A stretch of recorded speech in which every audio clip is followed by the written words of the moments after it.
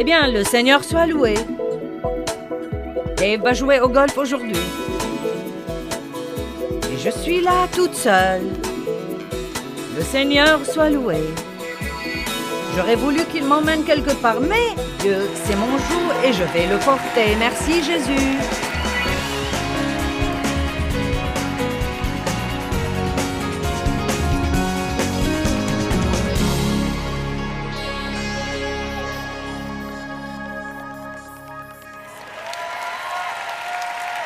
Maintenant, combien de nos péchés nous a-t-il pardonnés? J'aime ça. Ésaïe 38, 17 dit, « Écoutez bien, tu as jeté tous mes péchés derrière ton dos. » Maintenant, j'aime ça parce qu'il ne dit pas qu'il les a mis de côté au cas où il aimerait les vérifier. Il n'a pas pris mes péchés pour les mettre dans cette boîte au cas où il aurait besoin de quelque chose pour me donner un coup sur la tête plus tard. Pourquoi est-ce que la Bible dit qu'il les a jetés? Il les a jetés derrière son dos, parce que Dieu ne s'arrête jamais et ne revient pas en arrière pour regarder quelque chose du passé, oubliant ce qui est en arrière et se portant vers ce qui est en avant. Il n'a pas couvert nos péchés, il les a ôtés. Et à quel point les a-t-il éloignés? Autant l'Orient est éloigné de l'Occident. Et quoi? Dieu ne s'en souvient plus du tout.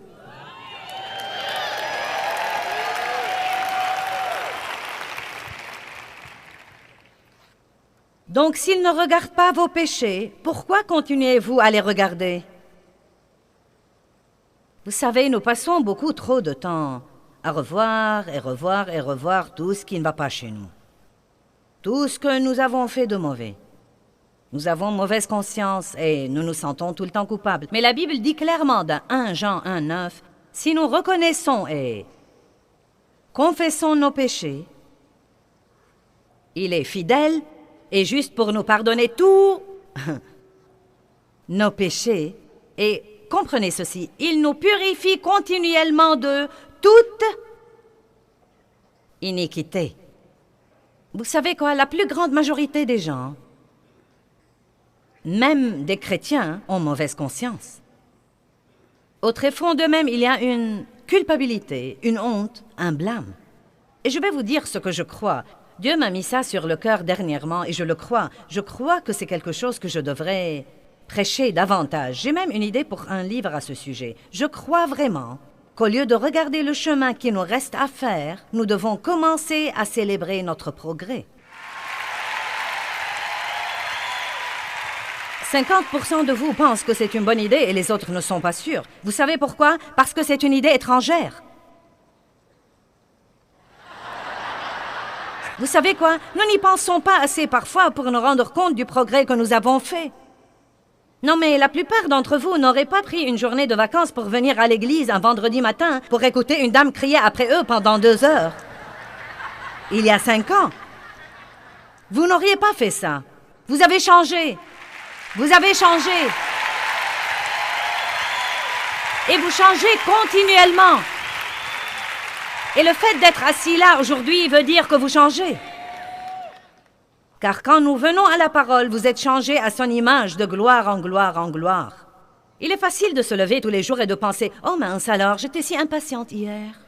Oh oui, j'ai crié après les enfants de nouveau. Je sais que j'ai promis et je n'ai pas réussi. Et je suis vraiment un grand gâchis et je ne crois pas du tout que ça va marcher. À quoi bon tout cela, vous savez ?»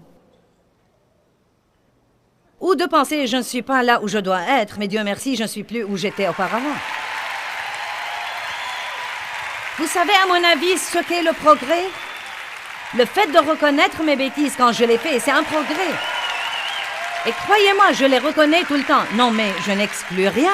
Même quand je pense à les faire, même quand je suis en train de les faire, je crie maintenant « Ah !» C'est comme un grincement, vous savez, dans mes entrailles. C'est un progrès. Pensez à toutes les choses que nous faisons et que nous ne savons même pas qu'il ne faut pas les faire. Je pensais qu'il n'y avait pas de problème à détester quelqu'un. Non, mais si quelqu'un vous maltraite, détestez-le. Allez. Non, mais j'allais à l'église tous les dimanches et ça ne me posait aucun problème d'aller déjeuner avec mes amies chrétiennes et de critiquer le pasteur. Après tout, il avait tort. Il le méritait. Il avait besoin de mon opinion et de ma correction. Je ne savais pas qu'il y avait un problème à jalouser les autres. Je ne savais pas ces trucs-là. Mais sachez que je ne laisse passer rien de ça maintenant. Vous savez pourquoi? Parce que le Saint-Esprit vit en nous et il établit notre culpabilité. Et laissez-moi vous dire quelque chose. Quand vous recevez la conviction de Dieu, ne la laissez pas vous condamner. Elle devrait vous rendre heureux. C'est une raison de célébrer Dieu merci. Je sais quand je fais quelque chose de mauvais maintenant. Dieu merci parce que je ne vis plus stupidement. Dieu merci, j'ai maintenant des yeux pour voir et des oreilles pour entendre, et tu ravives ma vie spirituelle, et je deviens de plus en plus sensible à ta présence. Combien d'entre vous ont passé quelques années de stupidité? Combien d'entre vous pensent que c'est juste, que nous devons célébrer?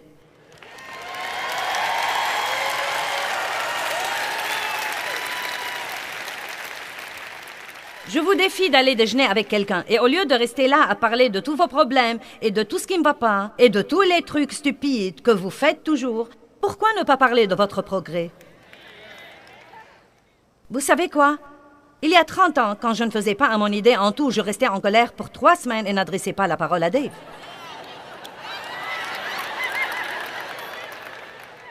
Amen? N'est-ce pas? 3 semaines. Une fois, je ne lui ai pas adressé la parole pendant 3 semaines, car j'étais têtue, c'était comme ça. Et maintenant, vous savez quoi? Nous ne nous disputons pas beaucoup, mais si nous nous disputons... Non, mais si ça dure 5 minutes, ça a duré très, très longtemps. Et je fais n'importe quoi plutôt que de rester fâchée. Je me fiche pas mal s'il a raison, si j'ai raison, qui a tort. Je suis maintenant adonnée à la paix. Je ne laisserai personne me marcher sur les pieds et cela ne veut pas dire que je n'affronterai ce que je devrais affronter. Mais je vais vous dire ce que j'ai découvert. Ça ne sert à rien de me fâcher s'il veut regarder un match le dimanche et que je préfère qu'il ne le regarde pas parce qu'il va le regarder. Donc je ferai aussi bien d'aller me promener quelque part et de bien m'amuser. Amen. Eh bien, le Seigneur soit loué. Dave va jouer au golf aujourd'hui. Et je suis là toute seule. Le Seigneur soit loué. J'aurais voulu qu'il m'emmène quelque part, mais Dieu, c'est mon joug et je vais le porter. Merci Jésus. Ah, merci Seigneur, j'ai acquis un caractère pieux aujourd'hui. Quand il rentre à la maison, je ne dois même pas être fâchée. Je peux lui parler et je peux être heureuse qu'il se soit bien amusé. Combien d'entre vous ont été longtemps en colère à cause de trucs à l'égard desquels vous ne pouvez rien faire?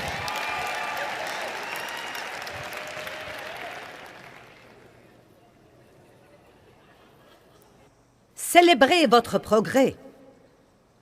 Merci, Seigneur, Dieu m'a changé. Ouh! Merci beaucoup, Seigneur. Je suis une personne complètement différente.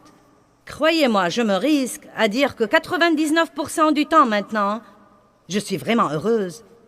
Et paisible. Wow! Vous savez, je fais rarement des bêtises maintenant, mais je faisais rarement ce qu'il fallait faire auparavant. Si je faisais quelque chose de bien, c'était une exception. Je faisais des bêtises tout le temps. Je ne souffre plus de la culpabilité et de la condamnation. Qui peut penser à un progrès qu'il a fait? Que faisaient les Israélites quand ils faisaient des progrès? Ils bâtissaient un hôtel et faisaient une fête. Non, mais ils célébraient en traversant le désert.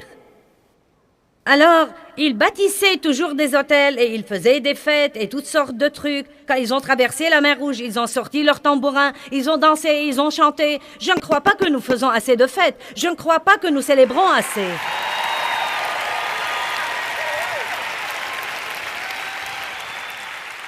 Les chrétiens sont vraiment trop intenses. Je crois que vous devez célébrer le fait qu'il vous ait pardonné tous vos péchés et célébrer le fait qu'il ait jeté tous vos péchés derrière son dos.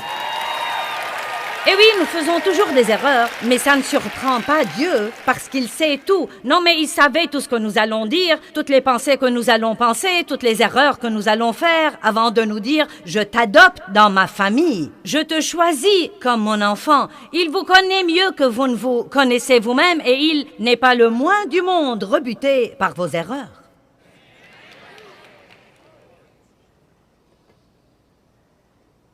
Puisque nos péchés ont été absolument pardonnés, il n'y a plus d'offrande que nous devons faire pour le péché. Cela veut dire que nous ne devons pas nous sentir coupables et perdre notre joie, car nous ne pouvons pas vivre comme des êtres humains parfaits. Si je pouvais être parfaite, je n'aurais pas eu besoin de Jésus et vous non plus. Mon âme peut se reposer.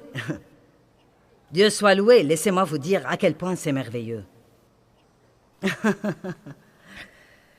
Le diable dit « Tu ne pourras jamais y arriver. Aussi grands que soient tes efforts, tu n'y arriveras jamais. Tu es toujours impatient, tu es toujours ceci, tu es toujours cela. » Et moi je dis « Il y a des parasites dans la radio. »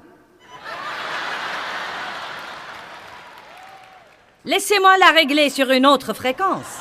Oh oui, la voilà. Dieu m'aime beaucoup, je suis la justice de Dieu en Christ. Je suis justifié, je suis accepté de Dieu par Jésus-Christ. Ouh, alléluia, tout le pouvoir est en moi.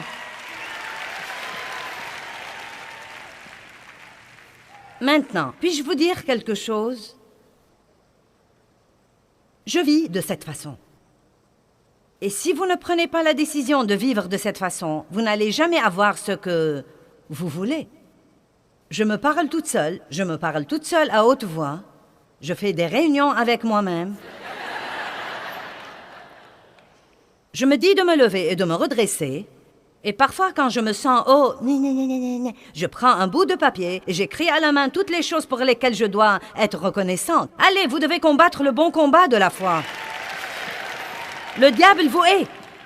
Vous comprenez? Il est vraiment vexé que vous ayez accepté le Christ, mais il veille à ce que vous n'en jouissiez jamais. Il vous hait. Mais tout le pouvoir,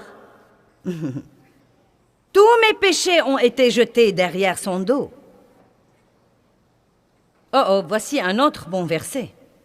Marc 10, 27. Pour les hommes, cela est impossible, mais pour Dieu, tout est possible. Ouh! Allons à Marc 10 pour une minute. Maintenant, vous savez, c'est l'histoire d'un jeune homme que nous appelons le riche, un jeune chef, et je me risque à dire que beaucoup de gens ne comprennent vraiment pas l'ampleur de cette histoire. Donc, prenons quelques minutes pour en parler. Marc 10, 17. Comme Jésus se mettait en chemin, un homme accourut et se jetant à genoux devant lui, lui dit « Maître, tu es essentiellement et parfaitement et moralement bon. Que dois-je faire? » Maintenant, voilà la première erreur. Que dois-je faire? Combien de fois nous demandons à Dieu, « Que veux-tu que je fasse? Que puis-je faire? Que puis-je faire?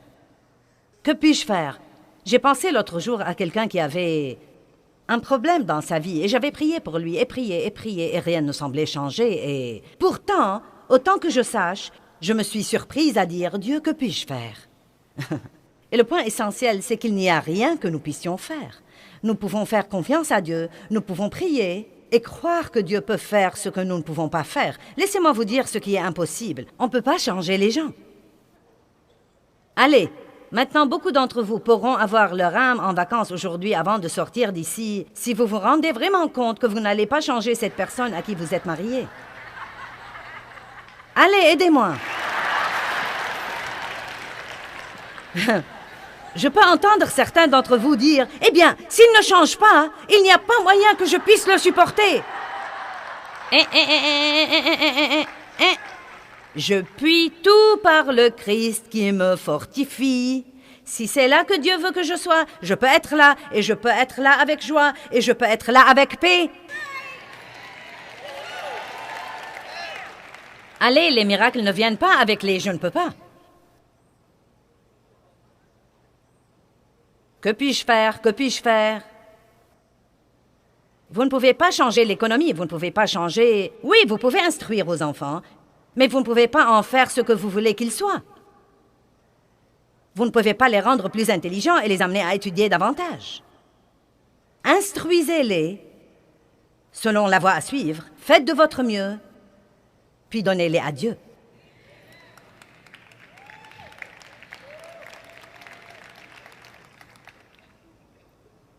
Que dois-je faire pour hériter la vie éternelle? Et Jésus lui a dit, ne m'appelle pas bon, il n'y a de bon que Dieu seul, verset 19. Tu connais les commandements, ne tue point, ne dérobe point, ne commets point d'adultère, honore ton père et ta mère, verset 20. Le jeune homme lui répondit, Maître, j'ai observé toutes ces choses dès ma jeunesse. Mais voilà le vrai problème de ce jeune homme, et il ne savait même pas qu'il avait ce problème. Nous avons des problèmes et nous ne savons pas que nous les avons. Et Jésus, l'ayant regardé, l'aima. J'aime cette partie. Il l'a aimé et il nous châtie et nous discipline parce qu'il nous aime. Quand Dieu nous dit ce qui ne va pas chez nous, ce n'est pas pour que nous ayons mauvaise conscience, mais parce qu'il nous aime et qu'il veut que nous nous améliorions. Et il lui dit, il te manque une chose.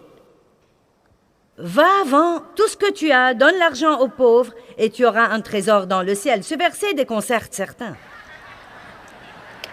Et pour être franche, ils se heurtent souvent à ce verset et ils disent, passons rapidement sur ce verset et passons au verset suivant. Laissez-moi vous clarifier que Dieu ne s'intéresse pas à l'argent de ce jeune riche. Il lui a dit qu'il devait tout abandonner parce qu'il savait que l'argent avait de l'emprise sur lui. Dieu ne se soucie pas de votre argent tant que ça n'a pas de l'emprise sur vous. Dieu ne s'intéresse pas à la quantité d'argent que vous avez. Il veut que vous soyez bénis. Il ne veut pas que les richesses du monde aillent aux pécheurs. Mais ce qu'il y a, c'est que, et c'est la vérité absolue, plus vous avez des possessions, plus vous avez de l'argent, moins vous êtes dans le besoin. Plus vous êtes populaire, plus vous avez une haute position, plus vous risquez et vous courez le danger de vous éloigner de Dieu. Vous n'êtes pas trop enthousiasmé. Dieu m'a dit une fois, il y a 2 tests que tu dois passer concernant l'argent. Comment tu te comportes quand tu n'en as pas et comment tu te comportes quand tu en as beaucoup. N'essayez même pas de me dire que l'argent et les choses et la gloire ne changent pas les gens parce qu'ils les changent. Qu'a dit le prophète à Saul? Il lui a dit, lorsque tu étais petit à tes yeux, tu as obéi à Dieu et tu as fait tout ce qu'il t'a dit de faire. C'est incroyable ce qu'un peu de gloire peut faire aux gens, à tel point que beaucoup de prédicateurs succombent au péché et c'est médiatisé et ça fait un tel tapage contre la parole et cause maintenant un tel manque de respect envers les autres personnes qui sont dans le ministère.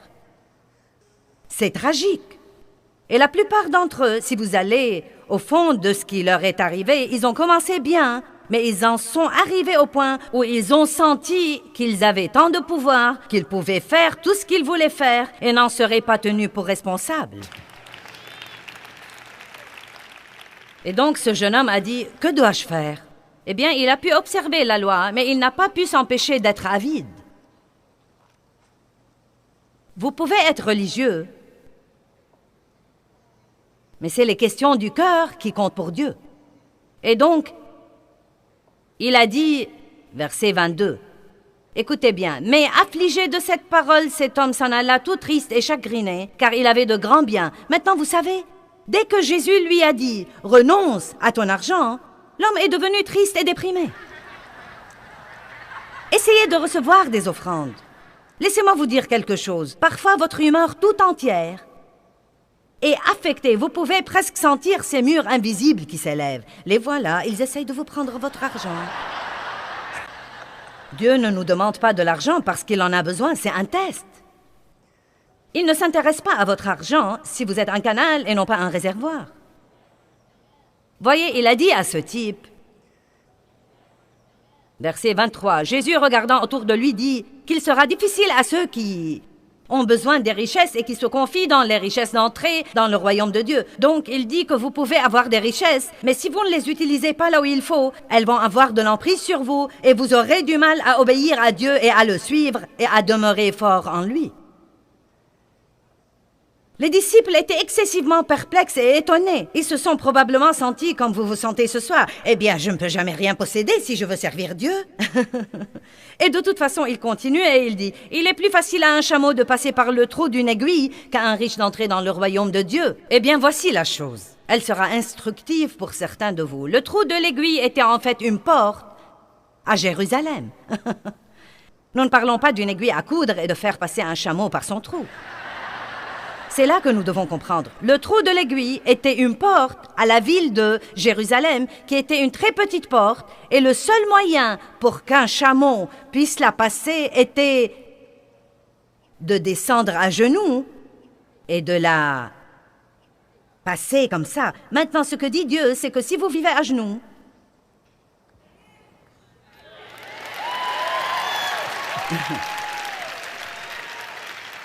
si vous vivez à genoux et si vous restez fidèle à Dieu et si vous le faites passer avant tout sans jamais faire passer les choses, la gloire, la fortune ou ce que pensent les gens de vous avant Dieu, il ne s'intéresse pas à ce que vous avez. Mais il savait que ce jeune homme avait un problème. Il savait que son argent était tout pour lui. Et c'est vraiment bon pour nous parfois que Dieu nous demande quelque chose que nous ne nous attendions pas à ce qu'il nous demande. Quelque chose de plus parce que nous découvrirons vite combien notre truc compte pour nous quand Dieu commence à nous le demander alors que nous avions d'autres plans pour lui.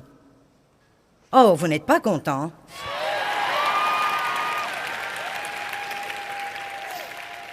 Vous savez, je vais être franche, je ne parle pas beaucoup de l'argent dans mes messages, car je sais que les gens vont faire ça. Mais j'ai juste eu envie de le faire ce matin.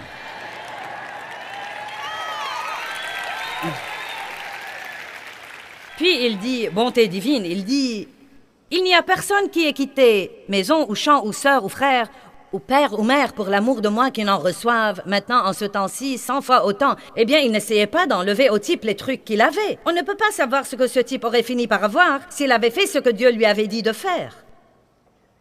Que diriez-vous d'une récompense au centuple? Et donc, ses disciples étaient tous vexés, et qui entrera donc dans le royaume des cieux? Et ils étaient déprimés, et ils pensaient, nous ne pourrons jamais rien posséder et aller au ciel. Il leur a dit, pour les hommes, cela est impossible, mais pour Dieu, toutes choses sont possibles. Amen? Donc je pense que nous pouvons avoir les plus importantes positions. Nous pouvons être les héros dont les gens ont besoin. Nous pouvons être les stars que le monde veut regarder. Ils ne devraient pas toujours être du monde.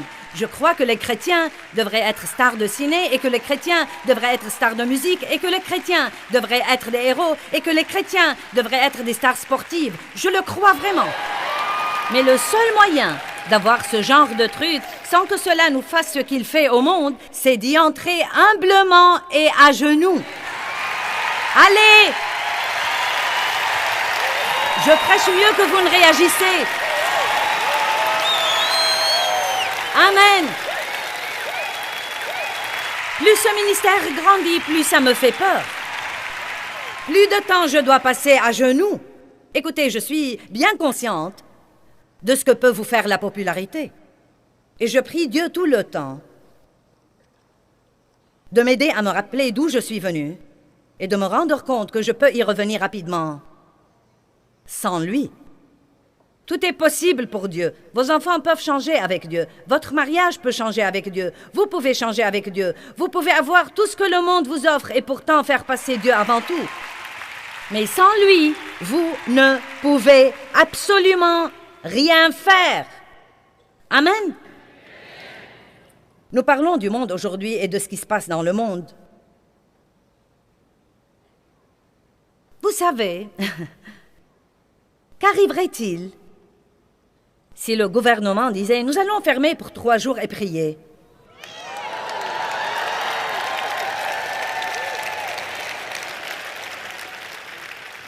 Et je sais qu'il y a des politiciens qui me regardent secrètement, mais si vous êtes là à me regarder aujourd'hui, si vous ne pouvez pas demander au groupe de prier, priez vous-même. Et ouvrez la bouche si vous êtes chrétien et dites « Nous devons prier, rien ne va marcher si nous ne commençons pas à chercher Dieu ».